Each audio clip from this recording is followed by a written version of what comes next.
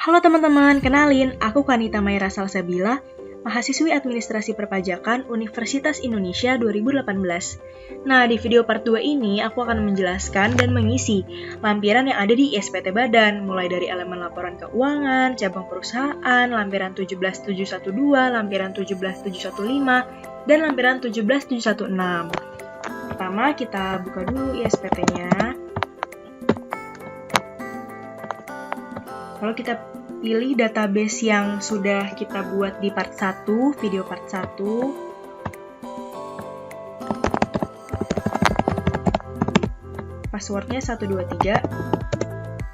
Lalu kita pilih program.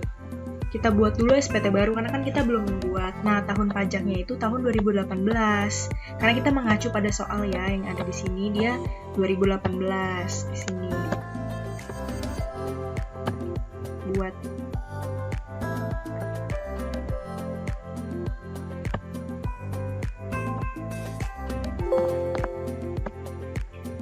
Oke, setelah itu kita buka dulu nih, buka SPT yang ada 2018, buka. Oke, untuk yang pertama kita bisa klik SPT PPH, lalu kita pilih transkrip kutipan elemen laporan keuangan, nanti akan muncul seperti ini. Neraca aktiva, neraca kewajiban, laba rugi, dan hubungan istimewa. Yang pertama kita isi dulu neraca aktiva. Kita mengacu pada soal ya. Di sini udah ada neraca nih dari PT MNF Pesona Indonesia per 31 Desember 2018. Tertera di sini aktiva, kewajiban dan ekuitas. Nah, pertama kita isi dulu aktiva lancar, kas dan setara kas. Kita masukin ke nomor 1 sejumlah 2.450 juta. Selanjutnya ada piutang usaha. Kita masukin ke nomor 3 piutang usaha pihak ketiga sebesar 2.310 juta.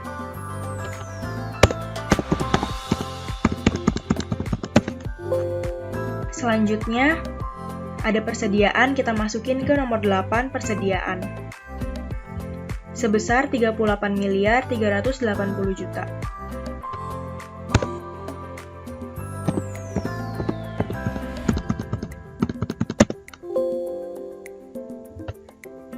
Lalu uang muka pajak, kita masukin ke nomor 11 nih, aktiva lancar lainnya uang muka pajak, sejumlah 1.266 juta.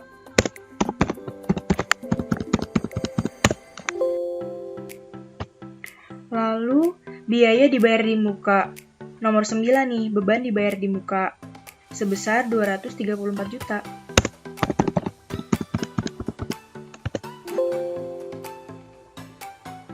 Nah, sudah seperti itu, jumlahnya sudah sama, jumlah aktiva lancarnya 44.640 juta, di sini 44.640 juta.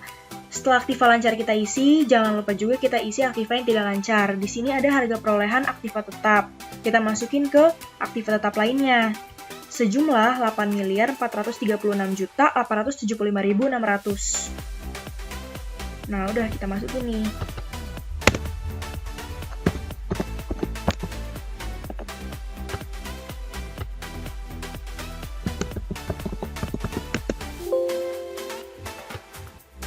Lalu akumulasi penyusutan kita masukin ke nomor 5. Nah, di sini ada keterangan dikurangi, berarti nanti dia akan mentotal sendiri dengan akumulasi penyusutan ini udah minus gitu. Jadi dia udah ngurangin sendiri. Nah, jadi kita cukup tulis di sini sesuai yang tertera aja nih, 2.505.444.555.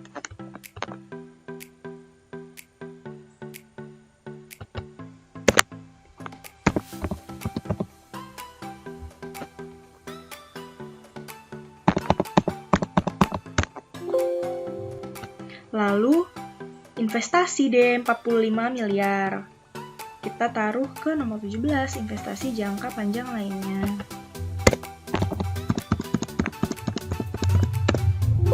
Nah, kalau udah selesai, jangan lupa pastikan jumlah aktiva yang di ISPT Badan sama dengan jumlah aktiva di neraca ini nih.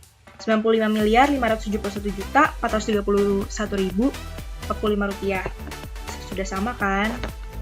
Selanjutnya, kita isi neraca kewajiban.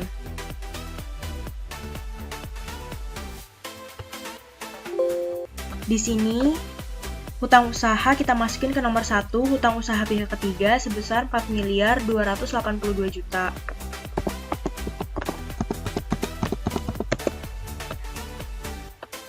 Lalu hutang pemegang saham kita masukin ke hutang usaha pihak yang mempunyai hubungan istimewa. Kenapa? Karena pemegang saham ini termasuk yang memiliki hubungan istimewa sebanyak 1.400 juta.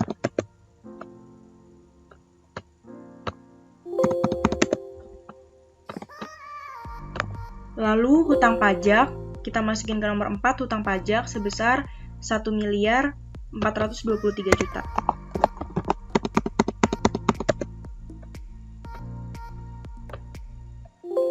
Lalu, hutang yang masih harus dibayar. Nomor 6 nih, biaya yang masih harus dibayar sebesar 142.300.000.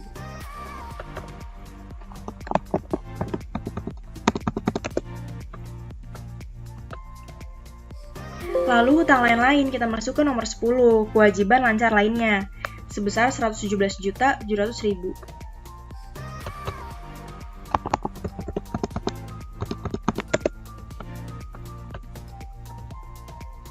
Lalu, utang bank. Kita masukin ke nomor 7 nih, utang bank. 38.221.192.045.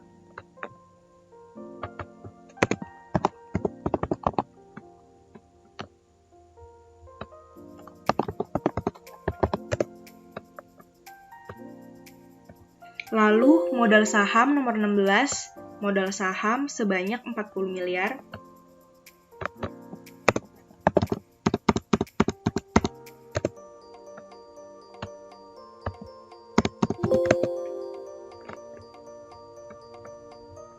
Lalu ada laba ditahan tahun sebelumnya, nomor 18 nih, laba ditahan tahun-tahun sebelumnya, sebanyak 1.518.500.000.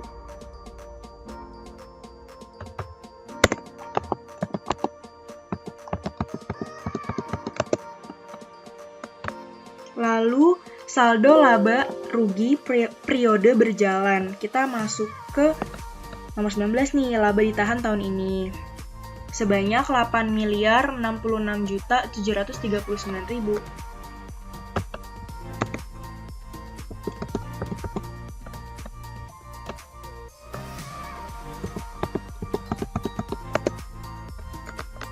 Nah, setelah kita masukin semua kewajiban lancarnya dan ekuitasnya, kita cek lagi nih jumlah kewajiban dan ekuitas. Sama nggak nih jumlahnya? 95.571.431.045. Nah, udah sama ya. Bisa kita simpan lagi. Selanjutnya, kita akan mengisi laba rugi.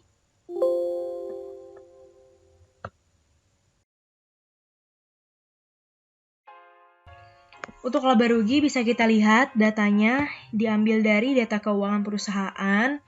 Di sini penjualan bersih sebesar 46.617.989.000. Selanjutnya ada pembelian di sini sebesar 54.900.000.000.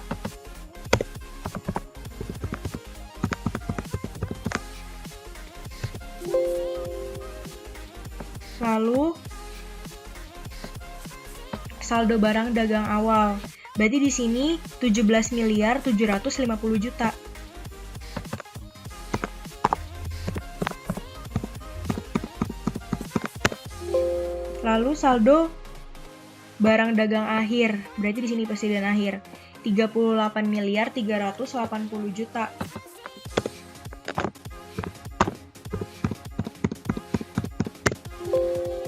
Nah, kalau udah seperti itu, kita bisa lanjut lagi untuk jumlah biaya usaha lainnya. Di sini kita masukin ke beban umum administrasi nih, karena beban penjualannya itu tidak ada untuk kasus di sini. Jadi bisa kita langsung masukin 3.751.250.000 di beban umum ya.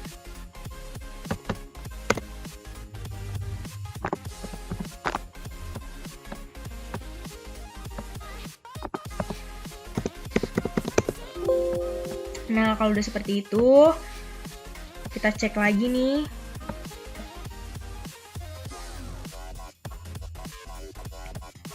Nah, di sini itu ada jumlah penghasilan biaya usaha lainnya. Jumlah biaya penghasilan lainnya ini, usaha lainnya ini, kita masukin ke nomor 10, penghasilan beban lainnya. Nah, karena di sini itu dia sifatnya mengurangi, kita harus nulis nih minus. Jadi di sini kita tulis minus 530 juta.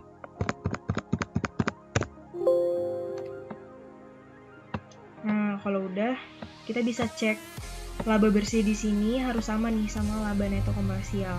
Di sini kan 8.066.739.000. Berarti udah sama ya. Udah bener. Kita simpan.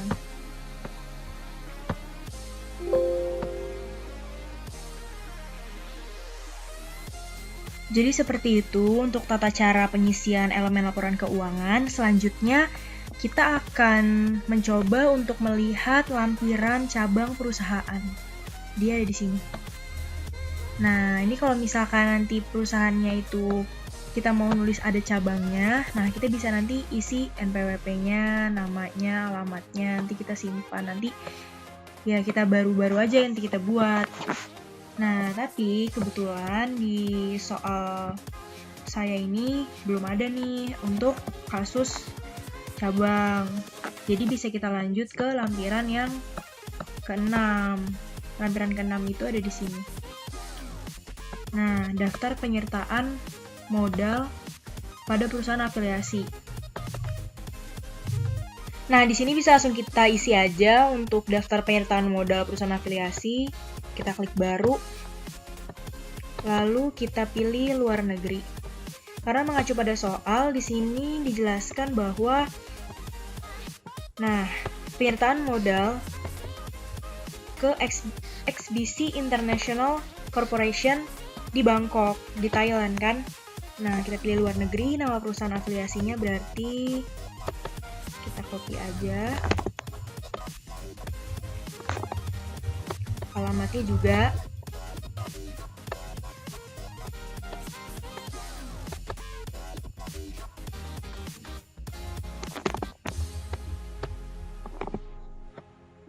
Nah, di sini kita pilih tidak ada aja karena di soal tidak dijelaskan secara mendetail. Jadi kita asumsikan tidak ada. Kalau misalkan ada, berarti nanti tinggal diisi NPWP, nama dan alamatnya. Selanjutnya untuk valuta asing kita pilih Baht Thailand. Sesuai di sini ya karena di sini udah ada kursnya, dia pakai mata uang apa. Terus jumlah valuta asingnya di sini kan penyertaannya sebesar 45 miliar. Sedangkan kursnya itu 441,96.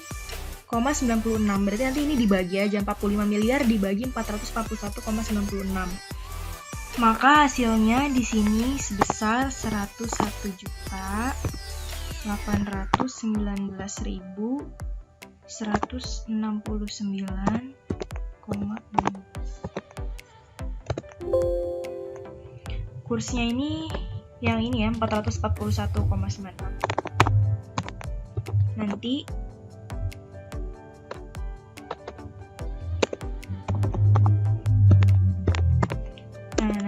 jumlah rupiahnya akan terisi. Persentase modalnya itu 30%.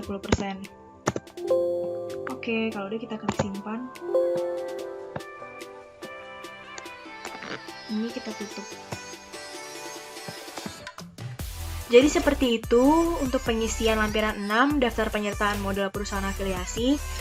Selanjutnya kita akan mengisi lampiran yang kelima, daftar pemegang saham atau pemilik modal dan jumlah dividen yang dibagikan dan susunan pengurus atau komisaris.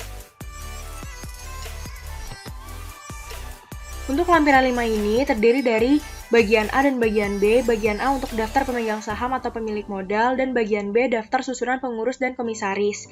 Kita isi yang bagian A terlebih dahulu. Kita klik baru.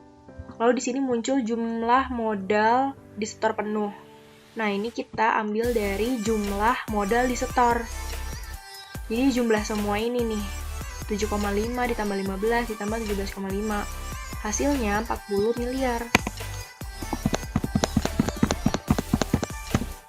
Nah, NPWP pemegang sahamnya udah kita tinggal masukin aja nih biodata yang udah tertera di sini. Berarti NPWP-nya 59, 670, 421.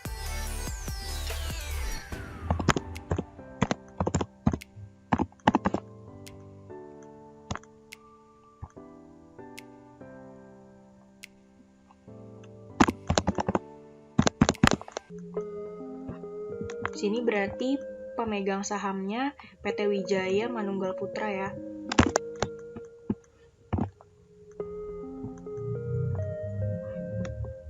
Ini alamatnya. Jumlah modal pemegang sahamnya berarti yang tertera di sini 7,5.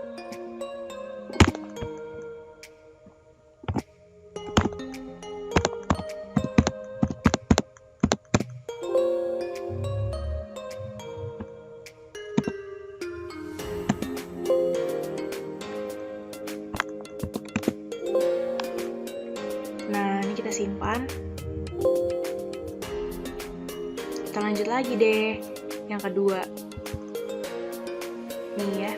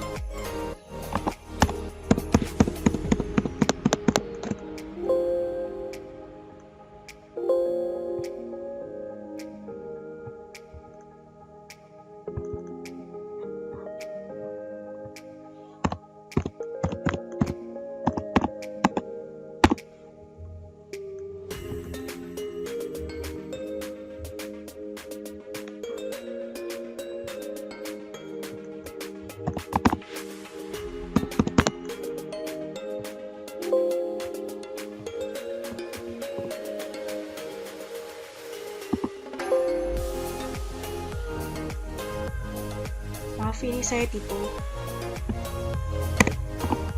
Nah.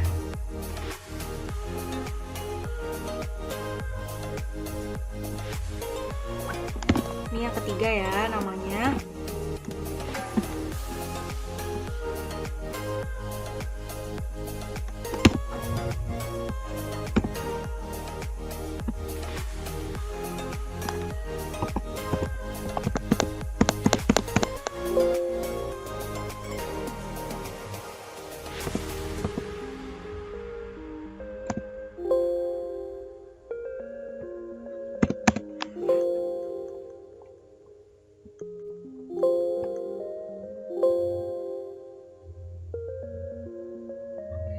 Nah, kalau udah nanti akan seperti ini. Dia sudah 100% kan terisi penuh dengan jumlah modal di setornya itu. Lalu kita lanjut mengisi ke bagian B, daftar susunan pengurus dan komisaris. Kita klik baru. Lalu kita masukkan kembali NPWP yang sudah ada.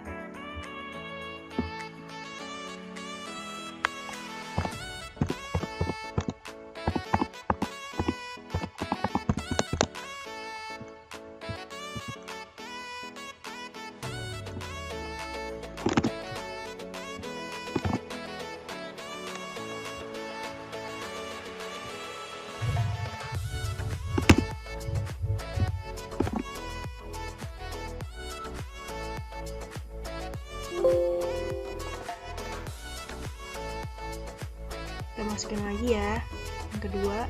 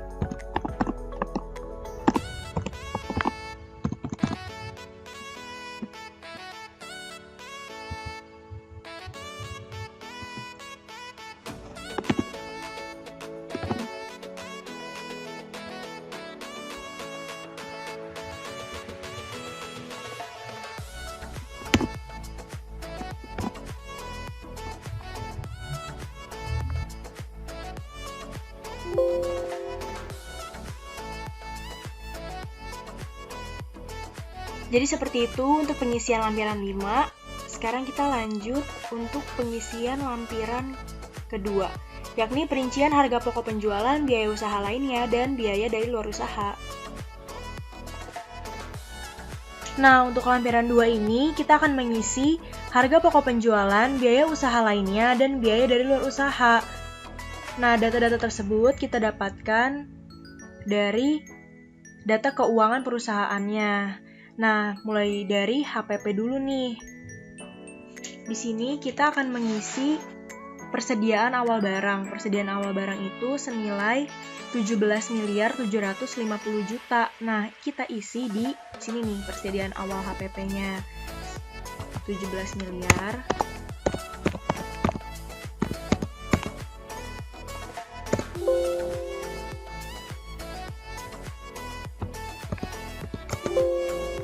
Nah, selanjutnya kita isi lagi nih di pembelian. Pembelian itu berarti nomor 1, sejumlah 54.900.000.000.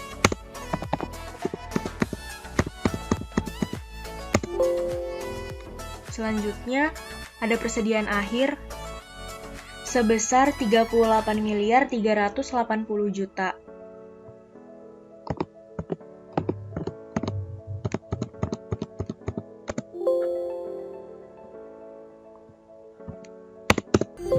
Nah, berarti di sini jumlahnya 34.270.000.000.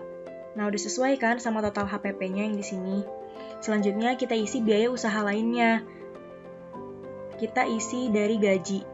Itu sebesar 1.605.000.000.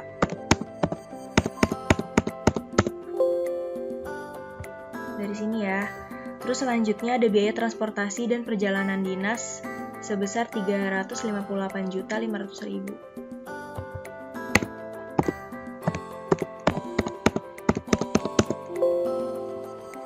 Selanjutnya ada biaya penyusutan dan amortisasi. Di sini biaya penyusutan sebesar 424 juta dan biaya amortisasi 283 juta. Maka kedua ini kita jumlah untuk dimasukkan ke kolom 4.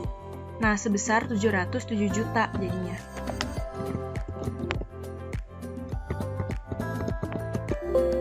Selanjutnya ada biaya sewa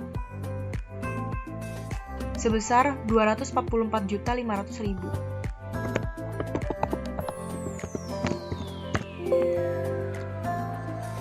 Lalu ada biaya perawatan dan perbaikan dan biaya audit, konsultan pajak, serta hukum. Nah, ini kita gabungin juga untuk dimasukin ke biaya sehubungan dengan jasa. Nah, totalnya jadinya 260.250.000.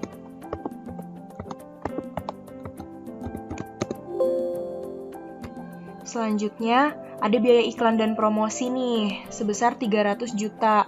Kita masukin ke kolom 10.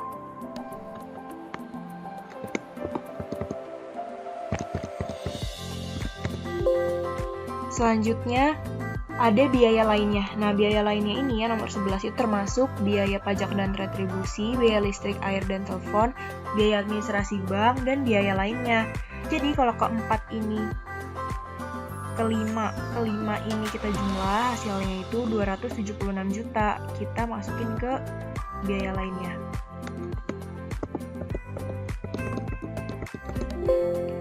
Nah, kalau udah, kita sesuaiin lagi nih. Jumlahnya 3.751.250.000. Nah, udah sama kan sama jumlah keseluruhan ini. Jumlah biaya usaha lainnya 3.751.250.000. Nah, setelah itu kita bisa lanjut ke biaya dari luar usaha. Biaya dari luar usaha ini, kita hanya memiliki data biaya bunga pinjaman sebesar 2.550.000.000.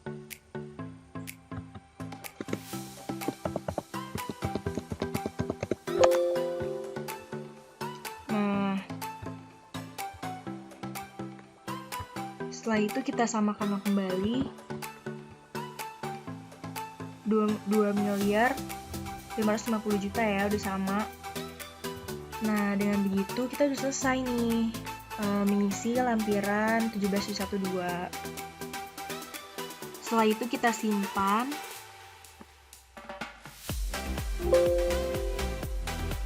Nah, jadi segitu dulu video kali ini. Semoga membantu. Jangan lupa nonton video selanjutnya karena aku akan membahas mengenai rekonsiliasi fiskal dan lampiran SPT PPH 17711.